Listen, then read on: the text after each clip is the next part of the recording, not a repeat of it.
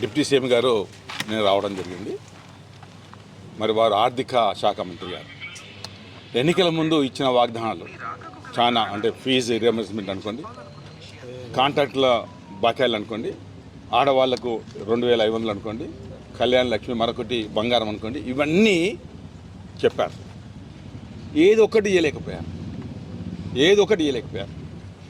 అందులో ఆనాడు కేసీఆర్ గారు క్యాంప్ ఆఫీసు కట్టడం జరిగింది.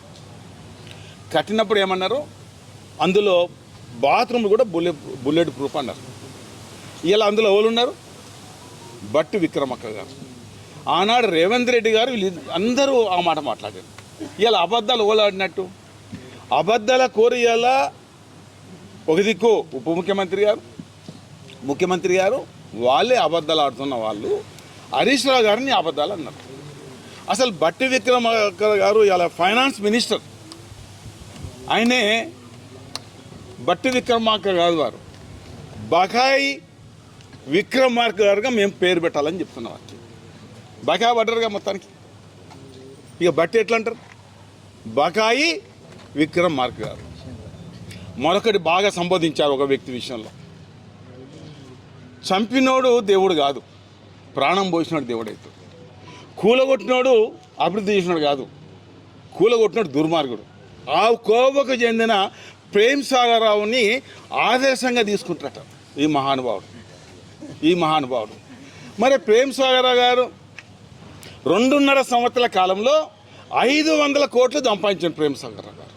మరి ఆయన్ని ఒక ఎమ్మెల్యేగా 500 కోట్లు సంపాదిస్తే, వాళ్ళకి ఏదైతే కాంగ్రెస్ ఎమ్మెల్యేలు అందరూ దాదాపు 70 మంది పైబడినారు, వాళ్ళందరూ 500 కోట్లు వాళ్ళు సంపాదించినట్టు, మంత్రులు అయితే 1000 కోట్లు సంపాదించినట్టు, ముఖ్యమంత్రి అయితే ఇంకా 10,000 కోట్లు సంపాదించినట్టు, డిప్యూటీ సీఎం గారు కూడా 1000 కోట్లు సంపాదించినట్టు. అవునా కాదా అని నేను అడుగుతాను ఇవాళ బట్టి విక్రమక్క గారు. ఎంత ఆదర్శం అన్నాడు కదా, ఆదర్శంలో గుండాయిజము, రౌడిజము, గంజాయి, భూములు గుంజుకోవడము, ఇండ్లు ఊలగొట్టడము, ఇవన్నీ వసూలు చేసిన సందర్భాలు. అండ్ ఆదర్శంగా అంటే మరి మీరంతా ఆదర్శమే కదా. మరొక మాట వస్తారు, ఏమన్నారు, మధిర మంచిర్యాల ఒకటే అన్నారు. మధిర మరొకటి కాదు, మంచిర్యాల మరొకటి కాదు. మరి ఇవన్నీ ఇక్కడ జరుగుతున్నాయి, మరి మీ దగ్గర జరుగుతున్నాయా? మధిరలో ఈ కూల కొట్టడము, గంజాయి బెత్తం కొట్టడము, వేయడము, రైస్ మిల్ల దగ్గర పైసలు వసూలు చేయడము, ఇండ్లు ఊలగొట్టి వసూలు చేయడము. మరి మీరు అదే కోవకు చెందినట్టు అవుతుంది కదా బట్టి విక్రమక్క గారు. బాకీ విక్రమక్క గారు. ఇది మాట్లాడే ముందు అర్థం చేసుకోండి. మీరు ఉట్టినే హరీష్ రావు గారు అంటే అయిపోతుందా? అసలు తెల్లారిన అబద్ధాలు. మీరు మీ ముఖ్యమంత్రి గారు ఏం చేశారు? దేవుని మీద ఒట్టేసుకున్నారు. ఇవాటికి ఇచ్చిందండి 2 ఎకరాలకే మీరు డబ్బులు ఇచ్చారు. ఏమైంది? మీరే కదా ఫైనాన్స్ మినిస్టర్. రేపు పెడుతున్నారు 18వ తారీఖు నాడు మొత్తం కాంట్రాక్టర్స్ 10,000 మందితో పెడుతున్నారు, ధర్నా చేస్తున్నారు హైదరాబాద్లో. దానికి సమాధానం చెప్పండి విక్రమక్క గారు, బాకీ విక్రమక్క గారు, సమాధానం చెప్పండి. మీరు ఎవరికి ఇస్తున్నారు? కాంట్రాక్టుల పాపం చనిపోతున్నారు, స్కూళ్ళు కట్టిన వాళ్ళు పాపం ఇబ్బంది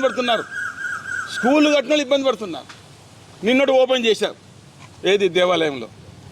నేను ఎమ్మెల్యేగా ఉన్నప్పుడే 23 నెలలో 1,90,00,000 మేము మంజూరు చేశాం. ఏది ఆలయం దాని పునరుద్ధరణ కోసం. 2.5 ఏళ్ళు దాన్ని మీరు టేకప్ చేయలేదు. నేను శిలాఫలకం వేసినాం. మేము మంజూరు చేసింది కదా, చేస్తే మాకు పేరు వస్తుందని దానికి ఆమె చేసి మళ్ళీ ఒక 3 కోట్లు, గదే 197 తీసేసి గదే 3 కోట్లు తెచ్చింది. అది అభివృద్ధి? నువ్వు అభివృద్ధి చేసినట్ట. దాని ముందట ఉన్న షాప్స్, ఆ టెంపుల్కి నెలకు 2 లక్షల పైసలకు ఆదాయం. అది ఊలగొట్టి సంవత్సరం అయింది. ఏదైనా ఆదాయం? నువ్వు ఆదాయం చేస్తున్నావా? మీ ఎమ్మెల్యే చేస్తుంది కదా, ఆయన ఆదర్శం తీసుకుంటారు కదా విక్రమక్క గారు. ఆయన ఆదర్శం తీసుకుంటే సర్వనాశనం అవుతుంది. మొత్తం తెలంగాణ సర్వనాశనం. ఇప్పుడు నేను చెప్తే 500 కోట్లు సంపాదించండి, మీరు అందరు లెక్కలైతే 1000 కోట్లు అవుతాయి. ఇక 1000 కోట్లకు లూటు చేసిన వ్యక్తిని నువ్వు ఆదర్శంగా అంటే అసలు నేను ఏమని సంబోధించాలి? విక్రమక్క గారు ఏమని సంబోధించాలి? గలా అంటూ నువ్వు పట్టుకొని మీరు మాటిమాటికి వస్తున్నావు. మరి ఏం మహిమ ఉందో మాకు అర్థమవుతలేదు. నీకు ఏం మహిమ ఉందో? ఏదో డబ్బుల మహిమ ఉంటే నువ్వు వస్తున్నావు. డబ్బుల మహిమ గతంలో ఏం చేసి ఉంటే వస్తున్నావు తప్ప ఇంకోటి కాదు. నేను చెప్తున్నా, ఇలా మేము ఆదర్శంగా ఉన్నాం. ఇలా ముఖ్యమంత్రి కేసీఆర్ గారు చేసిన పనినే ఆడ మేము పట్టాలు ఇచ్చాం. ఈ మంచిర్యాల నియోజకవర్గం 3,200 పట్టాలు ఇచ్చాం. దాదాపు ఒక 200-300 మిగిలినాయి.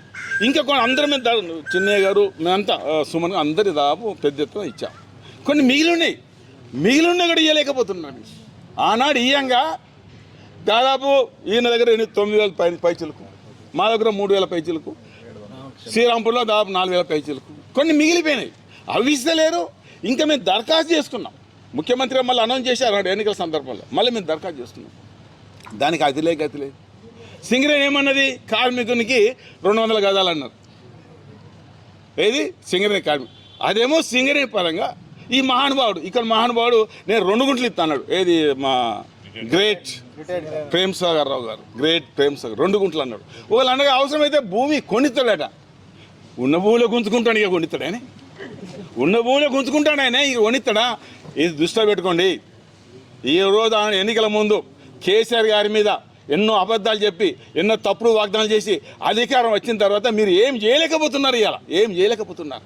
మేము చూస్తున్నాం సోషల్ మీడియాలో ఎంత హీనాతీనంగా మేము తిరుగుతున్నారు. ముఖ్యమంత్రి గారితో మాట్లాడితే మొత్తం మీ మంత్రులు మిమ్మల్ని ఘోరంగా ప్రజలు తిరుగుతున్నారు. అది చూస్తే మాకే సిగ్గు అనిపిస్తుంది. కానీ కేసీఆర్ గారిని ఆ 10 ఏళ్ల కాలంలో ఎవరైనా తిట్టలేదు. ఎవరు తిట్టలేను.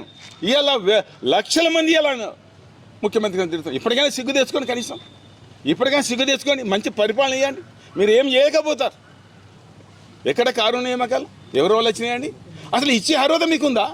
ఇస్తే చెప్పాలి, ఇది కేసీఆర్ గారు తెచ్చిన వరం చెప్పాలి. ఎందుకు చెప్తలేదు? కేసీఆర్ గారు అసెంబ్లీలో స్వయంగా చెప్పారు. ఏమని చెప్పారు? వైఎస్ రాజశేఖర రెడ్డి గారు 108 అవి తీసుకొచ్చారు, వారిని అభినందిస్తున్నా. ఆనాడు 2 కిలోల బియ్యం ఎన్టీ రామారావు తెచ్చారు, అభినందిస్తాను స్వయంగా కేసీఆర్ గారు సంబోధించారు. నువ్వు ఎందుకు సంబోధిస్తలేవండి? ముఖ్యమంత్రి ఆనాడు ముఖ్యమంత్రి సంబోధించాలిగా. అంటే నీకు సంబోధించే ఉద్దేశం నీకు లేదు. మీ పాలన, కాంగ్రెస్ పాలన భవిష్యత్తులో నామరూపాలు లేకుండా పోతుందని నేను చెప్పడం జరుగుతుంది.